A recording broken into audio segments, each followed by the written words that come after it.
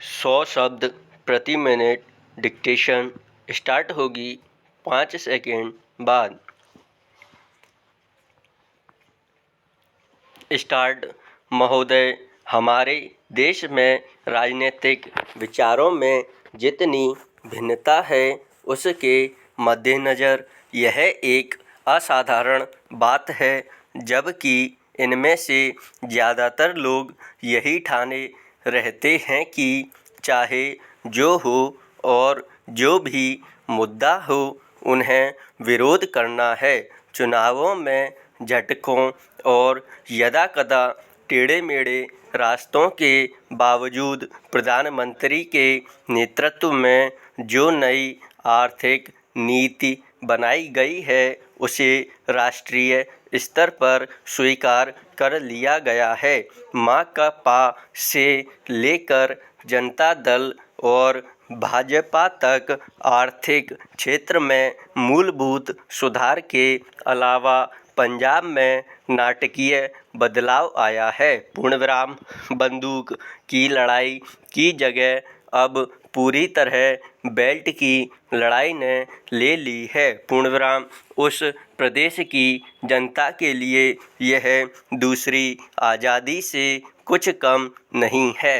असम और उत्तर पूर्व के कई हिस्सों में भी ऐसे बदलाव आए हैं, हालांकि वे पंजाब जैसे नहीं हैं। ऐसा समझना कि आतंकवाद का खतरा टल गया है बेशक गलत होगा, पर जो सफलताएं हमने पाई हैं उन्हें स्वीकार न करना कम गलत नहीं होगा।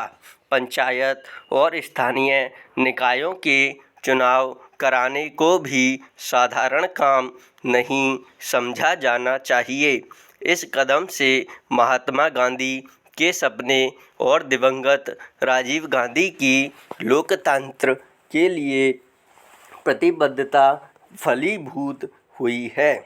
यह संविधान की अपेक्षाओं के अनुरूप लोकतांत्रिक क्रांति को आगे बढ़ने का प्रतीक है।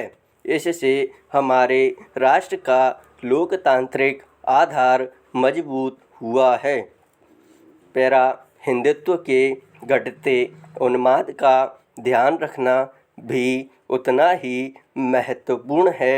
भाजपा और शिवसेना को चुनावी सफलता भले ही मिल गई हो, पर राष्ट्रीय स्वयंसेवक संघ का नेतृत्व भी मानता है कि उसका मुख्य कारण कुछ राज्यों में भ्रष्टाचार, बढ़ती कीमतों, बेरोजगारी आदि जैसी सामान्य समस्याओं से निपटने में कांग्रेस सरकार की नाकामी थी, न कि सांप्रदायिक भावनाएं।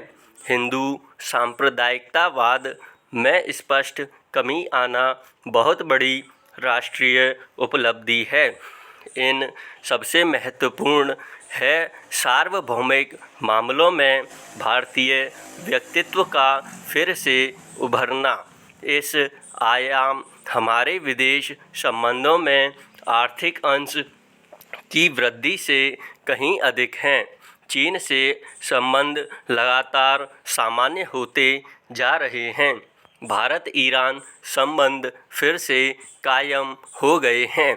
इसी तरह दक्षिण अफ्रीका के साथ परस्पर लाभ के सहयोग की नई संभावनाएं बनी हैं।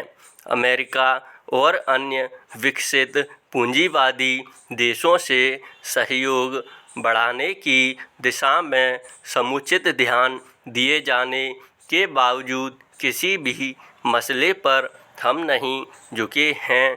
समर्पण की बात तो दूर है, इसमें आर्थिक संबंधों के महत्वपूर्ण स्वरूपों के अलावा रक्षा का क्षेत्र भी शामिल है। इसका सबसे ताज़ा उदाहरण है परमाणु अप्रसार संधि के मामले में हमारा अपनी नीति पर कायम रहना, जबकि इसके लिए हम पर कई दिशाओं से भारी दबाव डाला गया। गुटनिरपेक्ष आंदोलन को नई नीति देने के प्रयास भी चल रहे हैं। इन सब उपलब्धियों को मिलाकर एक वाक्य यह है कि प्रधानमंत्री ने सबसे बड़ा काम यह किया कि हमारे देश में शासन पुनः स्थापित कर दिया और लोकतंत्र को सुदृढ़ बनाया। पूर्णविराम। स्टॉप।